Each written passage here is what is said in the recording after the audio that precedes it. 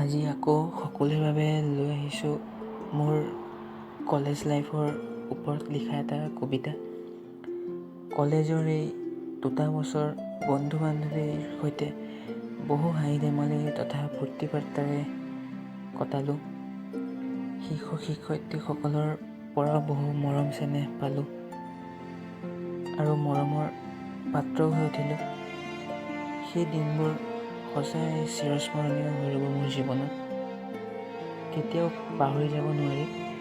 শেষত কলেজখনৰ কিছু স্মৃতি লৈ আৰম্ভণি কৰিলোঁ নতুন পৰ্যায়ৰ। এতিয়া ভিডিঅ'টো আৰম্ভ কৰিছোঁ, সকলোৱে অন্ততঃ এবাৰ শুনিব। আশা কৰিলোঁ সকলোৰে কবিতাটো ভাল লাগিব বুলি। ধন্যবাদ। এৰি অহা কলেজীয়া দিনবোৰ, এৰি আহিলোঁ মোৰ অতি মৰমৰ কলেজখনত। এৰি আহিলোঁ কলেজত থকা প্ৰতিটো বস্তু। এৰি আহিলোঁ হাঁহি ধেমালিয়ে পাৰ কৰা সেই স্মৃতিবোৰক। এৰি আহিলোঁ সকলো শিক্ষক শিক্ষয়িত্ৰী সকলক।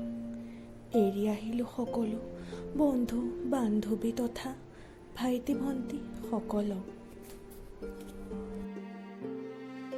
কিন্তু এৰিব নোৱাৰিলোঁ বন্ধু বান্ধৱীৰ মাজত থকা মৰম চেনেহ তথা বন্ধুত্বপূৰ্ণ সম্পৰ্কটো।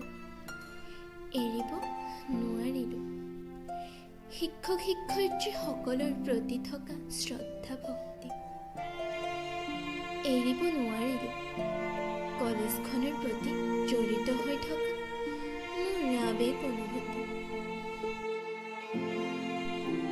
এৰিব নোৱাৰিলোঁ শিক্ষক শিক্ষয়িত্ৰীসকলে আমাক আগবঢ়োৱা নতুন বিষয়ৰ এক নতুন অধ্যায়টো। অৱশেষত সামৰণি মাৰিলোঁ শিক্ষাগত জীৱনৰ এক সৰু অধ্যায়ৰ। আৰম্ভণি কৰিলোঁ মনত নতুন আশাৰ সঞ্চাৰ লৈ জীৱনৰ বাটত এক নতুন অধ্যায়ৰ। ধন্যবাদ।